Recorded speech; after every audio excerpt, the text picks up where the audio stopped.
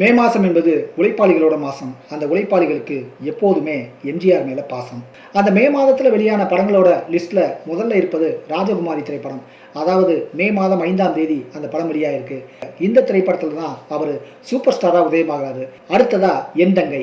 இந்த படம் 31/5/1952 வருஷம் வெளியாயிருக்கு. அடுத்த படம் பெரிய இடத்து பெண். 10/5/1963 வெளியான படம். அடுத்ததா சந்திரோதயம். இந்த படம் 27/5/1966 வெளிவந்துச்சு. அரச கட்டளை. இந்த படம் 19/5/1967 வருஷம் ரிலீஸ் ஆச்சு. அடிமை பெண் 1/5/1969 வெளியாச்சு. என் அண்ணன் 12/5/1970 வெளிவந்த இந்த படத்துலையும் எம்ஜிஆருக்கு ஜோடி ஜெயலலிதா தான். ரிக்ஷாக்காரன் 29/5/1971 இந்த படம் வெளிவந்துச்சு. உலகம் சுற்றும் வாலிபன் 11/5/1973 அன்னைக்கு ரிலீஸ் ஆச்சு. நினைத்ததை முடிப்பவன் 9/5/1975 வருஷம் வெளிவந்துச்சு.